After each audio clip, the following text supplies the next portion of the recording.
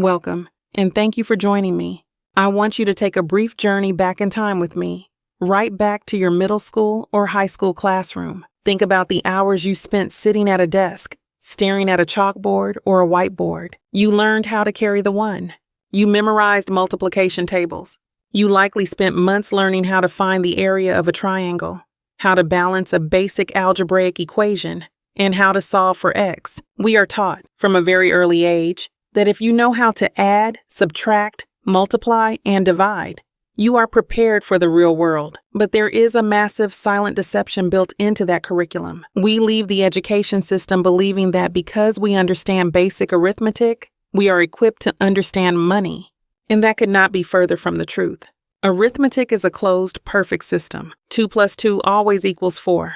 It is clean, it is predictable, and it is entirely devoid of emotion.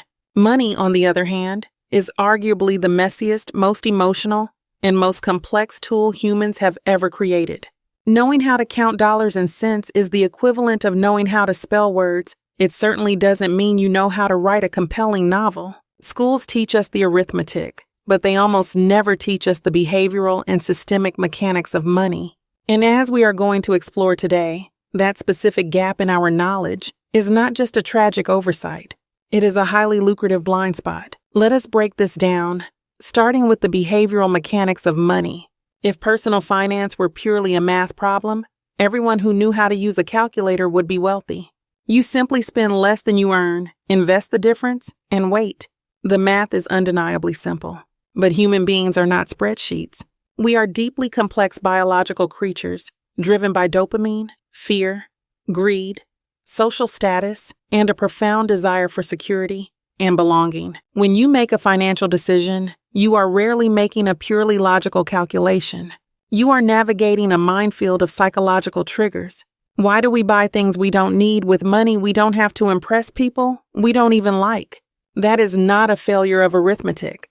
That is a behavioral mechanic. The compulsion to keep up with the lifestyle of your peers, the immediate rush of pleasure you get from an impulse purchase, the paralyzing fear that causes people to sell all their investments at the exact wrong time during a market crash. None of these are math problems. They are human problems. Yet, we are sent out into a consumer-driven society completely unarmed, with no understanding of how our own psychology is used against us every single day. We are taught how to calculate a percentage, but we are never taught how to regulate the emotional impulse that causes us to incur a high-interest debt in the first place. And that leads us directly into the second missing pillar of our education, the systemic mechanics of money. We are rarely taught how the financial ecosystem actually operates behind the curtain. The modern economic landscape is not a neutral playing field. It is a highly engineered environment with very specific, often hidden rules. Think about the concept of fractional reserve banking, where the money you deposit isn't just sitting in a vault, but is lent out multiple times over to create new money in the economy. Think about the invisible tax of inflation, which slowly and silently erodes your purchasing power, punishing those who simply save cash under their mattress. Think about the credit system, which functions less like a measure of your financial health and more like a measure of your behavioral compliance with debt products. To truly understand money, you have to understand compound interest, not just as a mathematical formula on a chalkboard, but as a relentless systemic force. When compound interest works for you, it is the greatest wealth-building engine in existence.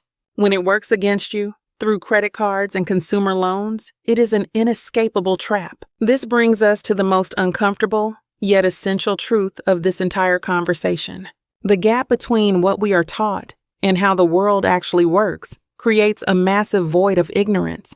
And in the financial world, ignorance is instantly monetized. Financial institutions, from massive global banks to credit card companies to predatory payday lenders, profit immensely from this exact knowledge gap. Their entire business model is frequently built upon the assumption that the average consumer understands basic math, but fundamentally misunderstands both their own behavior and the systemic rules of the game.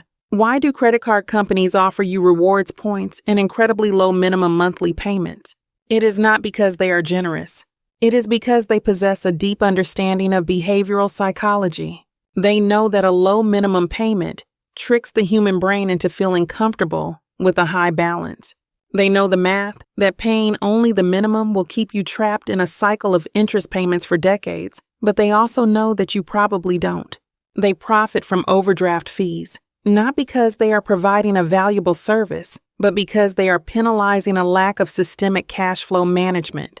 They design financial products with terms and conditions so dense and complex that the average person relies entirely on the institution's guidance, effectively handing over their financial agency to a corporation whose primary fiduciary duty is to its own shareholders, not to the consumer.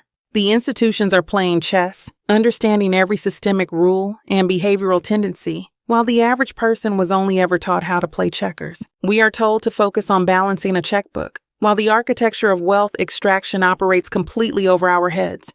But here is the empowering part of this realization. Once you see the game for what it is, you can never unsee it. Once you understand that financial education is not about memorizing formulas, but about mastering your own behavior and learning the systemic rules of the economy, you take your power back. You stop blaming yourself for not knowing what you were never taught, and you start actively bridging that gap. You start looking at money not as a mathematical chore, but as a psychological and systemic tool.